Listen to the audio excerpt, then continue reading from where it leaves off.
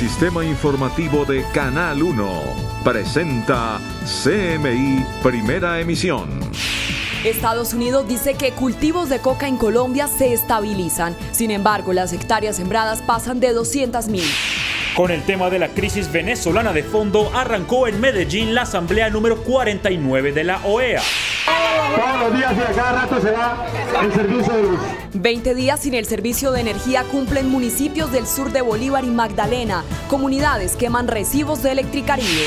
Continúan los bloqueos y los choques entre manifestantes y el ESMAD en paro cívico en La Guajira. Con engaño de compra roban bodega en el occidente de Bogotá. Procuraduría abre investigación contra alcalde de Tierra Alta, Córdoba, por irregularidades en el control del orden público. Falcao García o Duván Zapata, la duda de Queiroz para enfrentar a Chile. Pamela Anderson, víctima de violencia física y psicológica por parte de su expareja. Todos los detalles en las noticias del entretenimiento. Con Luisa Tobo. Bienvenidos a CMI Primera Emisión. Con el tema de Venezuela como principal protagonista, arrancó en Medellín la asamblea número 49 de la Organización de Estados Americanos, OEA. Saludamos a esta hora a nuestra compañera Yusi Chaparro. Yusi, las expectativas de esta cumbre de la OEA.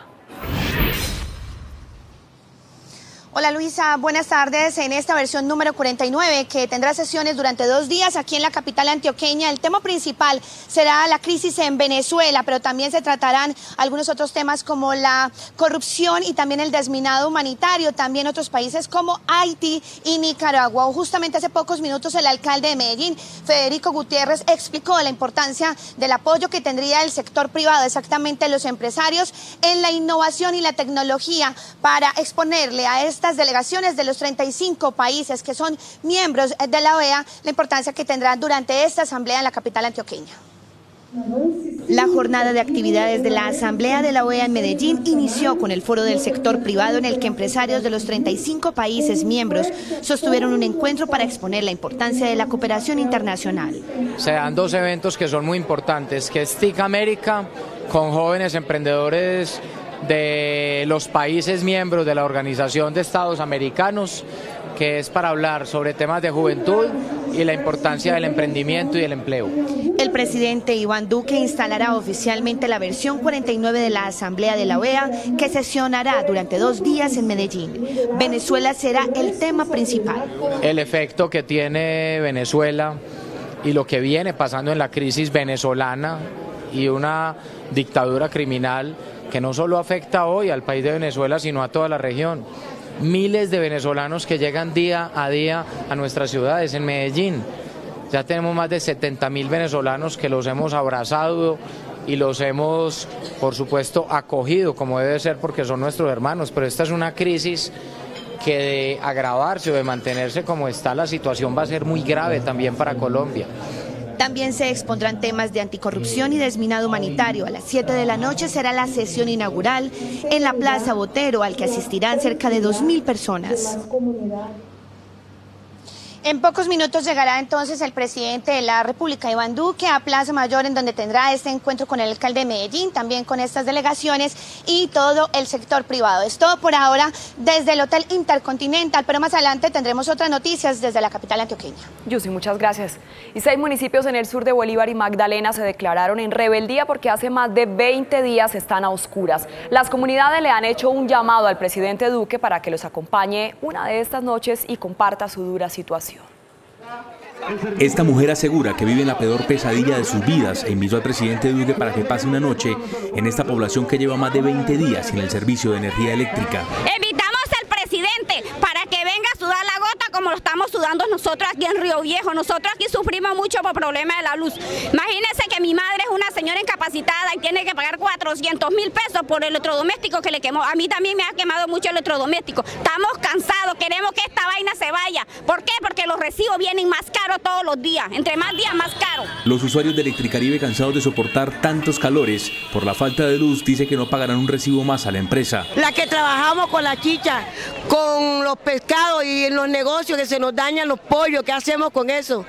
¿Quién responde por los daños de las neveras de los enseres? Hospitales y los usuarios aseguran ser los más afectados por los constantes apagones. Los hospitales también están sufriendo, los pacientes, los equipos se están dañando del hospital. Entonces necesitamos una pronta solución. Por su parte, el alcalde de Río Viejo instó al gobernador de Bolívar y al presidente Duque a intervenir lo más pronto a Electricaribe, que está acabando con la paciencia de miles de familias. Estamos en estos momentos en una situación muy crítica.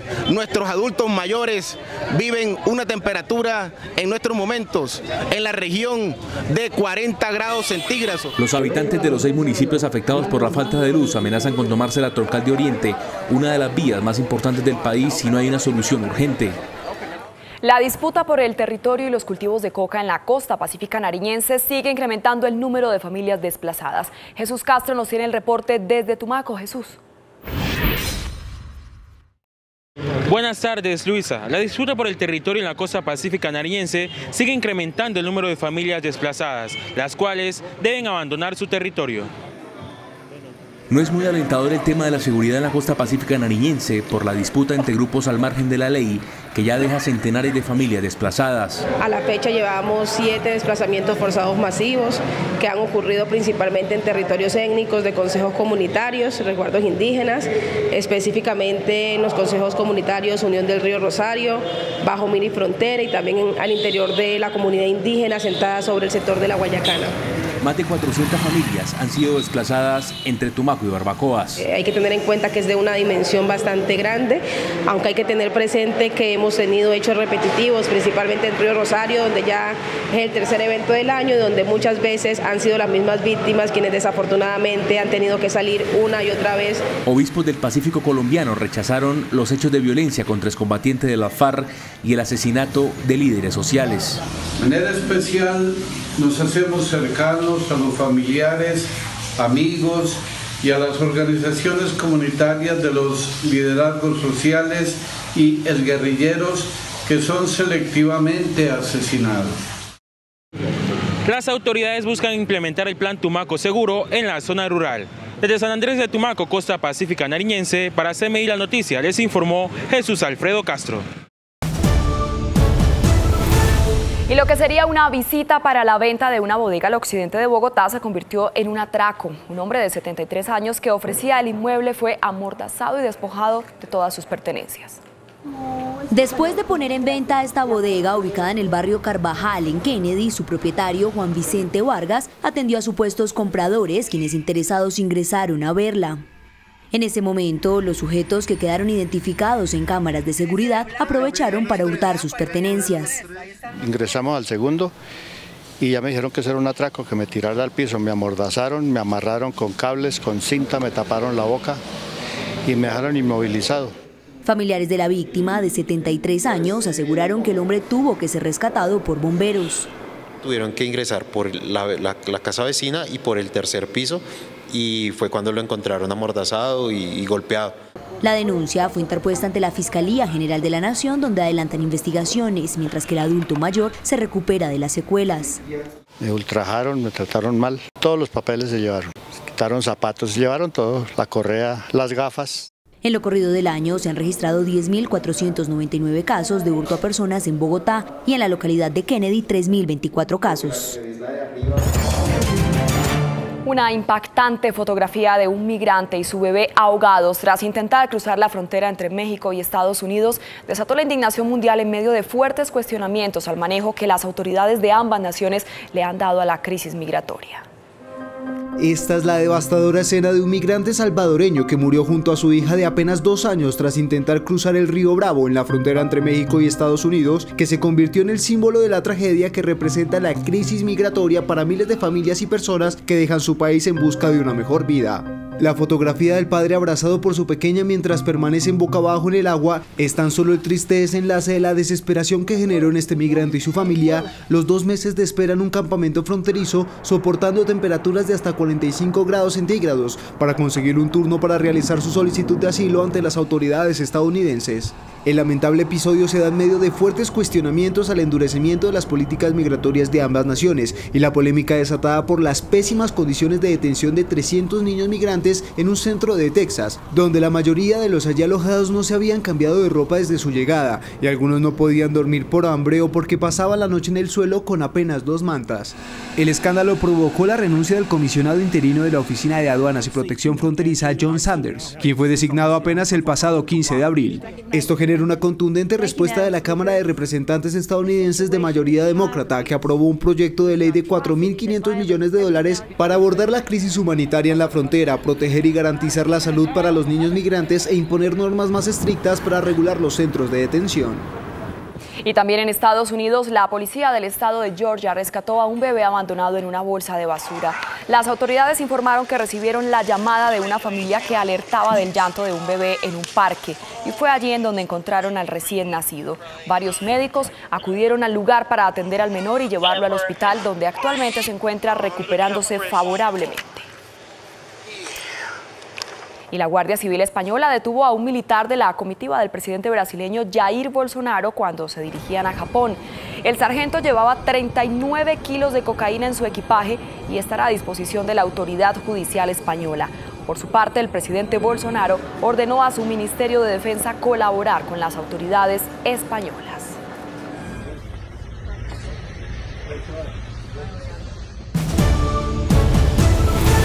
La Dirección de Impuestos sigue tras la pista de los morosos que adeudan cerca de 13 billones de pesos por concepto de impuestos. Edgar Leito nos amplía esta información desde la DIAN. Edgar. Muy buenas tardes. Efectivamente, los morosos le deben a la DIAN cerca de 13 billones de pesos. Estamos con la doctora Adriana Solano, directora de ingresos de la DIAN, quien nos va a contar cuál es el balance a mayo y a la fecha. Doctora Solano. Bueno, un saludo muy especial a todos. Efectivamente, hemos venido realizando durante todo el año acciones en materia de cartera. Con corte al mes de mayo habíamos adelantado más de 92.000 acciones con la recuperación de 5 billones de pesos. Durante el mes de junio estamos invitando a los clientes que tenían deudas con mérito ejecutivo con corte al 28 de diciembre del 2018 para que se pongan al día. Son alrededor de 36.000 clientes que tienen una deuda de 3.8 billones de pesos y que tienen la oportunidad de acogerse a uno de los beneficios de la ley de financiamiento aplicando el principio de favorabilidad durante la etapa de cobro. La invitación es a que se acerquen a las sedes de la DIAN a más tardar este 28 de junio para que formalicen este beneficio. Muchas gracias, doctora Solano. Entonces, las personas que deben estos recursos pueden acercarse a la DIAN sin cita previa a hacer los acuerdos de pago o incluso los pagos. Desde el centro de Bogotá, Edgar Leighton, CMI, La Noticia. Cultivos de coca se redujeron en 1.000 hectáreas, dice Estados Unidos. Área sembrada y producción se estabiliza. Aparecen restos humanos en localidad de Bosa que confirmarían existencia de casas de pique al sur de Bogotá. Indignación en Antioquia por abusos a una menor de 10 años. Al parecer fue torturada hasta provocarle la muerte. Atacan a piedra alcaldía de Fonseca en La Guajira en fuertes choques entre manifestantes y ESMAD en primeras horas de paro cívico. A pesar de las 67 medidas anunciadas por el gobierno para superar crisis de la vía al llano, comunidades insisten en pedir declaratoria de emergencia. Crisis por incremento de precios de algunos alimentos en Bogotá por cierre de la vía al llano. En Medellín cierran 41 inquilinatos donde se refugiaban venezolanos por falta de higiene y hacinamiento. Nuevo atentado contra el oleoducto Caño Limón Coveñas. Noticia en desarrollo en CMI. Atención, el gobierno de los Estados Unidos reveló que por primera vez desde el 2012 se registró una leve disminución en los cultivos de coca en Colombia. Según la Casa Blanca, el año pasado se estabilizó el número de hectáreas sembradas y la producción de cocaína en el país. Sin embargo, la cifra de hectáreas sembradas está en 208.000. Según las estadísticas presentadas hoy por la Oficina de Control de Narcóticos de Estados Unidos, los cultivos de coca y la producción de la misma en Colombia se estabilizaron gracias a la gestión del gobierno de Iván Duque, pese a que los cultivos aún están presentes en el país. Los números indican que en 2018 se detectaron 208.000 hectáreas sembradas de coca en comparación con las 209.000 hectáreas en 2017, lo que representa una leve reducción de tan solo 1.000 hectáreas de este alcaloide. Asimismo, con estas nuevas cifras, Estados Unidos reconoce que el 2018 fue el primer año en el que no se vio un incremento, pues desde el 2012 venían aumentando. Estos datos se dan a conocer justo un día después de que la ONU, en su informe mundial sobre drogas, revelara que el 70% de la cocaína en el mundo se produce en Colombia. Y la incertidumbre se tomó a los habitantes de Bosa, al sur de Bogotá, por la posible existencia de casas de pique, denunciada por la Defensoría del Pueblo. 3 cuerpos desmembrados han sido encontrados en el sector de Bosa Porvenir. Las autoridades del distrito investigan y niegan que existan dichas casas de pique. Ante la alerta de la Defensoría del Pueblo y concejales sobre la aparición de cuerpos descuartizados en Bogotá, se detectó una zona en el barrio Bosa Porvenir donde se han encontrado bolsas con cuerpos asesinados bajo esa modalidad. Según la comunidad, se han reportado 3 este año. Los dejan en la noche y pues al día siguiente los encuentran pues a la luz de todas las personas. Ya le corresponde a las autoridades mirar dónde se encuentran estas casas de pique. Aseguran que en uno de los últimos casos el cuerpo estaba dentro de una maleta. Se reportó a la policía y obviamente dentro de la maleta estaba completamente desmembrado el cuerpo, que no se ha sabido nada si era de pronto habitante de acá de la misma localidad o no. El secretario de Seguridad, Jairo García, descarta que hayan casas de pique dedicadas a este tipo de asesinatos. Sin embargo, hace énfasis en la investigación. Hemos trabajado los casos que mencionan como delincuencia común y lo seguiremos, por supuesto, atendiendo cualquier llamado al ciudadano que afecte la tranquilidad y la seguridad de estos ciudadanos. Cabe recordar que en Bosa se han registrado 37 homicidios este año, en Kennedy 53 y en Ciudad Bolívar 76. Estas localidades son las señaladas en la alerta temprana de la Defensoría. Fuerte choque se ha presentado entre los manifestantes que bloquean la vía nacional y el SMAT de la policía en el paro cívico de La Guajira. La alcaldía de Fonseca fue atacada a piedra. Aldair, buenas tardes. ¿Y cuál es el motivo de esta protesta? Hola Luisa, ¿qué tal? Muy buenas tardes. El paro fue convocado por los transportadores, quienes exigen el mejoramiento de una vía que se encuentra en muy mal estado. Sin embargo, se han ido sumando otros sectores sociales quienes exigen mayor presencia del Estado en esta región del país. Ayer hubo fuertes enfrentamientos en el municipio de Fonseca entre manifestantes que bloqueaban la vía y el SMAT de la policía. Así quedó el edificio donde funciona la alcaldía del municipio de Fonseca, luego de que los manifestantes lo atacaran a piedras. Los disturbios en la localidad se extendieron hasta altas horas de la noche, generando zozobra en los habitantes. El SMAT de la policía intervino y se registraron fuertes enfrentamientos con encapuchados. Varias personas resultaron heridas. 4 de los encapuchados fueron capturados. No nos vamos a cansar ante el SMAT porque nos faltó el respeto. No tuvo tolerancia con nosotros, ni con la finca de al lado que hay ancianos. Pueblo fonsequero, te invito a que salgas a protestar, salgas a darnos la mano, salgas a luchar por nosotros, porque nosotros somos guajiros y somos fonsequeros. Que no nos pueden bloquear las vías. La protesta es un derecho de todos los ciudadanos, siempre y cuando no afecte los demás derechos de las otras personas. Se habla de 2 miembros del SMAT que fueron retenidos por la Guardia Indígena y horas después liberados. Sin embargo, esta información no fue confirmada por las autoridades. El motivo principal de la protesta es el estado de la vía que conduce a La Guajira y el Cesar, donde se han registrado más de 3.000 accidentes que han dejado un saldo de 311 personas muertas. Esto es una vía nacional, pertenece a la nación, el peaje es de Invías, no es una vía concesionada. Quienes están llamados a intervenir esa vía son los del gobierno nacional. Los líderes del paro han exigido la presencia del director de Invías y de la ministra de Transporte. Sin embargo, estos han manifestado que en el momento no pueden llegar al departamento de La Guajira, pues toda la fuerza institucional está concentrada en solucionar precisamente la situación que se presenta en la vía al llano. Esa es la información desde Riohacha, La Guajira. Aldair Rodríguez, CMI La Noticia. Aldair, muchas gracias, buenas tardes. Y en Popayán, un hombre bajo los efectos del alcohol confundió a otra mujer con su esposa y le propinó varias puñaladas hasta quitarle la vida. Minutos antes había herido a su compañera sentimental. Camilo, buenas tardes. Detalles de esta historia. Buenas tardes, cordial saludo. Este es el barrio Solidaridad, al sur de la ciudad de Popayán. Aquí, en un hecho de intolerancia, un hombre que se encontraba con varios amigos consumiendo licor. Primero hirió a su esposa. Cuando esta fue trasladada a un centro asistencial, procedió a quitarle la vida de varias puñaladas a una mujer a quien había conocido horas antes. Según las autoridades, John Alexander Gómez Muñoz sería el responsable de la muerte de Yanduri Ruiz Salgado, con quien departía en su casa con varios amigos. Señalan que el hombre confundió a la fallecida con su esposa y le propinó varias heridas con arma blanca. Estamos estableciendo el por qué asesinó fue a otra persona, tal vez la pudo haber confundido, teniendo en cuenta que al parecer esta persona estaba bajo efectos de bebidas alcohólicas. Según los vecinos, Gómez Muñoz salió hacia una estación de policía para entregarse porque había herido a su esposa, a quien los médicos encontraron una herida leve en una mano. Al regresar, el hombre a su casa encuentra a una mujer en su cama y procede a atacarla. Las labores de vecindario, las labores técnicas de investigación han podido establecer que hay una persona indiciada. Estamos ya próximos a que se libre la orden de captura. Todo indica que el hombre confundió a la oxisa con su esposa y por eso le quitó la vida.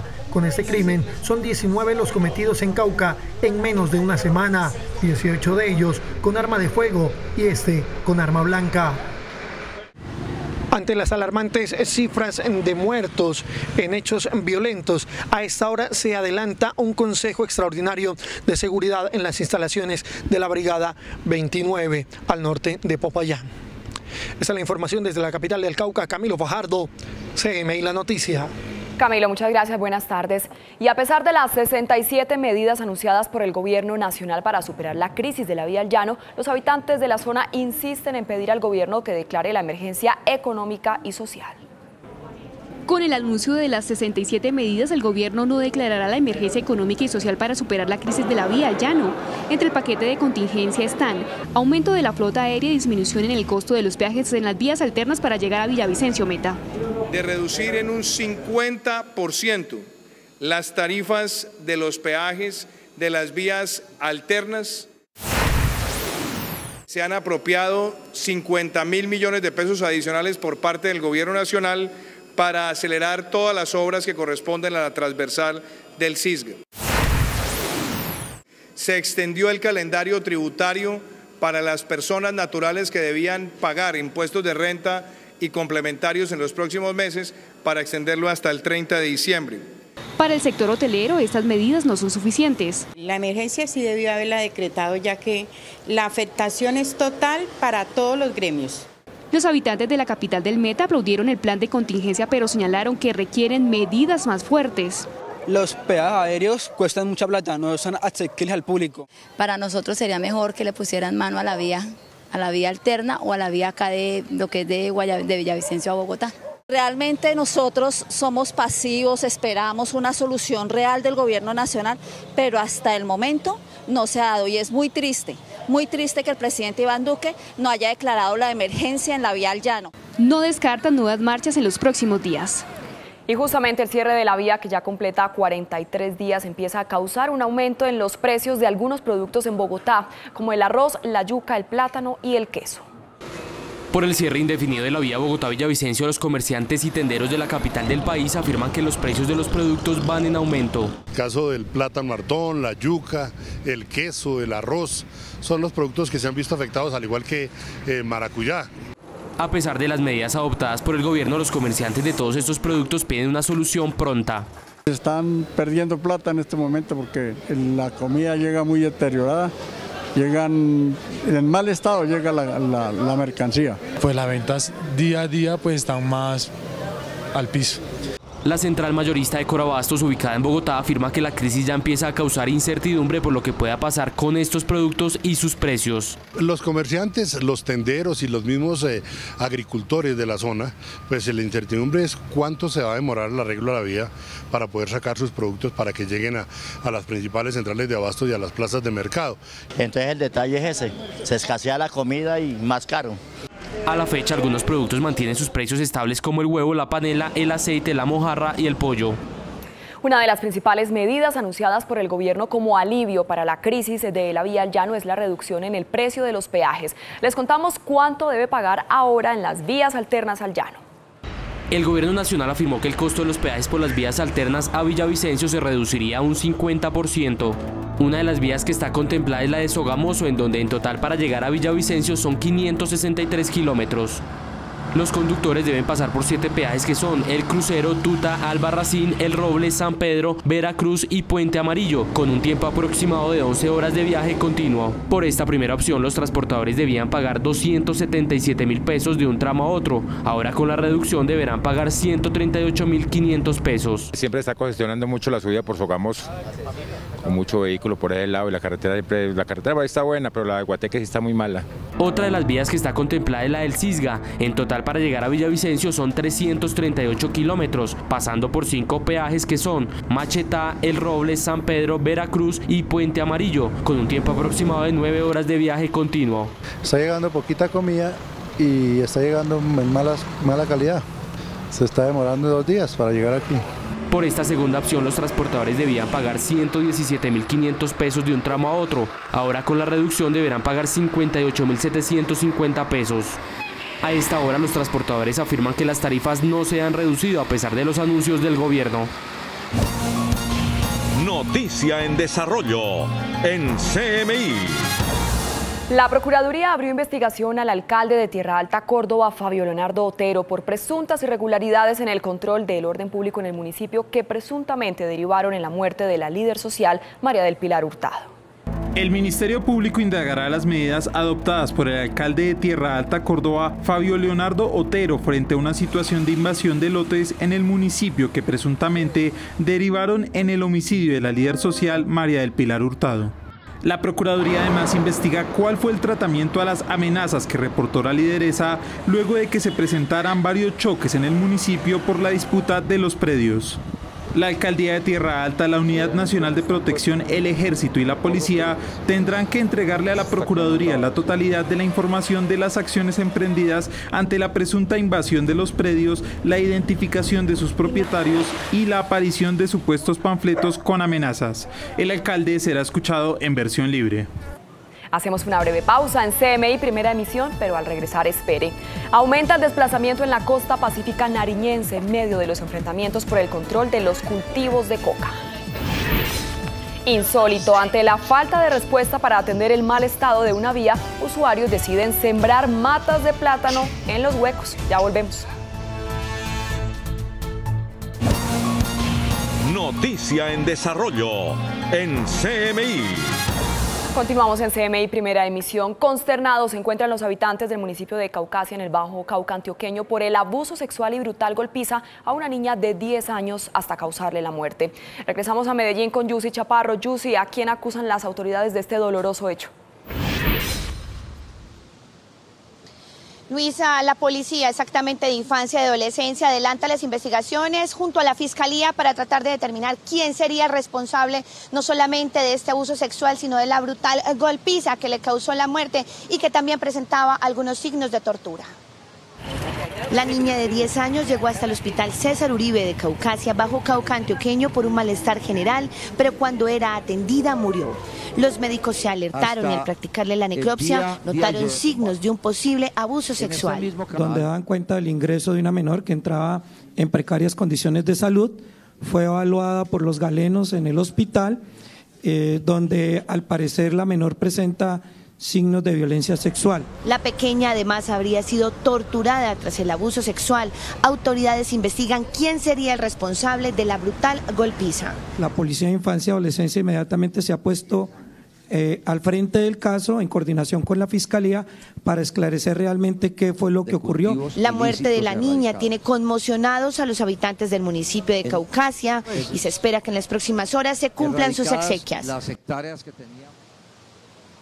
Y en otras noticias de Medellín, a las 12:20 del mediodía, hay que decir que las autoridades sellaron 40 inquilinatos en donde se refugiaban centenares de venezolanos. Dicen que lo hicieron ante las precarias condiciones no solamente de salud y de higiene, sino también porque parte de estas estructuras estaban en riesgo de colapso por el hacinamiento. Fueron 40 los inquilinatos sellados por las autoridades en diferentes puntos de la ciudad en donde se refugiaban cientos de venezolanos en precarias condiciones de higiene. De los inquilinatos que existen que son ilegales, se han cerrado 41 y hay 160 más en camino de ser cerrados. Debido al alto grado de hacinamiento, las estructuras estaban en riesgo de colapso. Está de por medio también hasta la estabilidad del mismo edificio, porque son, digamos, viviendas de 2 pisos, donde están metiendo 150 personas. Se estima que en Medellín hay cerca de 70.000 venezolanos, por lo que las autoridades seguirán haciendo controles para garantizar las condiciones mínimas de bienestar. Y en otras noticias de Antioquia, en el municipio de Entre Ríos Norte, el departamento del Ejército capturó a 3 hombres señalados de pertenecer al grupo delincuencial organizado conocido como La Oficina, quienes están acusados también de cometer extorsiones a comerciantes en este municipio. Se trata de 3 venezolanos de 21, 23 y 27 años de edad, quienes exigían millonarias sumas de dinero no solamente a los comerciantes, se estima que serían unos 30 millones de pesos, sino que también amenazaban contra la integridad de sus familiares. También podrían estar al servicio del denominado grupo Clan del Golfo. Y finalmente, en otras noticias también del departamento de Antioquia, en el oriente antioqueño, en el corregimiento de La Danta, del municipio de Sonsón, se vive una difícil situación. La vía principal, debido a la circulación de camiones con carga pesada, presenta varias grietas y unos huecos enormes. La comunidad, cansada de estos daños desde hace varios meses, que no pueden transitar por allí, decidió como señal de protesta sembrar matas de plátano hasta tener una solución por parte de las autoridades viales. Esto desde el departamento de Antioquia. Yussi Chaparro, CMI La Noticia. Feliz tarde. Feliz tarde, Yussi, muchas gracias. Y un nuevo atentado contra el oleoducto Caño Limón Coveñas se presentó hoy en zona rural de Saravena, Arauca. Ecopetrol anunció la activación de un plan de contingencia. Un nuevo atentado ocurrió en el oleoducto Caño Limón Coveñas en la jurisdicción de la vereda La Pava en zona rural de Saravena, Arauca. La compañía Ecopetrol activó un plan de contingencia de manera urgente para mitigar los daños causados. Ecopetrol rechaza estos actos terroristas que ponen en riesgo la vida e integridad de las personas, generan graves consecuencias al medio ambiente y afectan el normal desarrollo de las actividades petroleras. La empresa petrolera indicó que una vez estuvo en conocimiento de la situación, notificó al Consejo Municipal de Gestión del Riesgo y Desastres del municipio de Saravena, a Corporinoquía y a la Autoridad Nacional de Licencias Ambientales, ANLA. En lo corrido de 2019 se han presentado 19 atentados contra el oleoducto Caño Limón Coveñas. La disputa por el territorio y los cultivos de coca en la costa pacífica nariñense sigue incrementando el número de familias desplazadas. No es muy alentador el tema de la seguridad en la costa pacífica nariñense por la disputa entre grupos al margen de la ley que ya deja centenares de familias desplazadas. A la fecha llevamos 7 desplazamientos forzados masivos que han ocurrido principalmente en territorios étnicos de consejos comunitarios, resguardos indígenas, específicamente en los consejos comunitarios Unión del Río Rosario, Bajo Miri Frontera y también al interior de la comunidad indígena sentada sobre el sector de la Guayacana. Más de 400 familias han sido desplazadas entre Tumaco y Barbacoas. Hay que tener en cuenta que es de una dimensión bastante grande, aunque hay que tener presente que hemos tenido hechos repetitivos, principalmente en Río Rosario, donde ya es el tercer evento del año y donde muchas veces han sido las mismas víctimas quienes desafortunadamente han tenido que salir una y otra vez. Obispos del Pacífico colombiano rechazaron los hechos de violencia contra excombatientes de la FARC y el asesinato de líderes sociales. De manera especial nos hacemos cercanos a los familiares, amigos y a las organizaciones comunitarias de los liderazgos sociales y exguerrilleros que son selectivamente asesinados. 6 municipios en el sur de Bolívar y Magdalena se declararon en rebeldía porque hace más de 20 días están a oscuras. Las comunidades le han hecho un llamado al presidente Duque para que los acompañe una noche y comparta su dura situación. Esta mujer asegura que vive en la peor pesadilla de sus vidas e invitó al presidente Duque para que pase una noche en esta población que lleva más de 20 días sin el servicio de energía eléctrica. Invitamos al presidente para que venga a sudar la gota como lo estamos sudando nosotros aquí en Río Viejo. Nosotros aquí sufrimos mucho por problemas de la luz. Imagínense que mi madre es una señora incapacitada y tiene que pagar 400.000 pesos por el electrodoméstico que le quemó. A mí también me ha quemado mucho el electrodoméstico. Estamos cansados, queremos que esta vaina se vaya. ¿Por qué? Porque los recibos vienen más caros todos los días. Entre más días, más caro. Los usuarios de Electricaribe, cansados de soportar tantos calores por la falta de luz, dice que no pagarán un recibo más a la empresa. La que trabajamos con la chicha, con los pescados y en los negocios muchachos, que se nos dañan los pollos, ¿qué hacemos con eso? ¿Quién responde por los daños de las neveras, de los enseres? Hospitales y los usuarios aseguran ser los más afectados por los constantes apagones. Los hospitales también están sufriendo, los pacientes, los equipos se están dañando del hospital, entonces necesitamos una pronta solución. Por su parte, el alcalde de Río Viejo instó al gobernador de Bolívar y al presidente Duque a intervenir lo más pronto a Electricaribe, que está acabando con la paciencia de miles de familias. Estamos en estos momentos en una situación muy crítica. Nuestros adultos mayores viven una temperatura en nuestros momentos en la región de 40 grados centígrados. Los habitantes de los 6 municipios afectados por la falta de luz amenazan con tomarse la Troncal de Oriente, una de las vías más importantes del país, si no hay una solución urgente.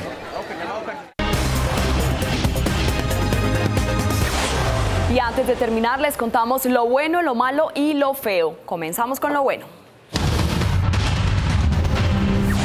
La entrada en funcionamiento de los comandos operativos de seguridad ciudadana COSEC en Bogotá, con los cuales se realizará un monitoreo más preciso de las cámaras de seguridad en la ciudad. Estarán ubicados en las estaciones de policía de Barrios Unidos, Kennedy, Engativá y Teusaquillo, con salas de control y monitoreo de alta tecnología. Además, permiten la interconexión entre ellos e incluso con el C4. Esta tecnología se suma a la instalación de cerca de 3.600 cámaras de videovigilancia que hoy funcionan en diferentes puntos para mejorar la seguridad en la ciudad. La inversión fue de más de 15.000 millones de pesos. Lo malo, continúa el paro indefinido en La Guajira, que mantiene bloqueadas las vías que comunican con el Cesar y el Magdalena. Los manifestantes piden al gobierno nacional que mejore las carreteras, abastecimiento de combustible, agua potable y una red hospitalaria, entre otros. Los bloqueos se realizan entre los municipios de Atonuevo, Fonseca, San Juan del Cesar, Villanueva y Urumita. Las protestas generaron enfrentamientos entre encapuchados y el ESMAD en las primeras horas del paro, y la alcaldía del municipio de Fonseca terminó con graves daños. Y lo feo, el hallazgo de 3 bolsas con cuerpos descuartizados en lo que va corrido de este año en Bosa Porvenir, en el suroccidente de Bogotá. Las autoridades descartan que haya casas de pique, pero sí investigan esta modalidad de asesinatos. La Defensoría del Pueblo emitió una alerta por los casos de descuartizamiento en el sur de Bogotá y la presencia de grupos armados ilegales. Hasta aquí CMI Primera Emisión. Mañana nos vemos a las 11:30 de la mañana. A continuación, no se pierde al Sultán, y esta noche a las 9 en punto, la emisión central de CMI La Noticia. ¡Feliz tarde!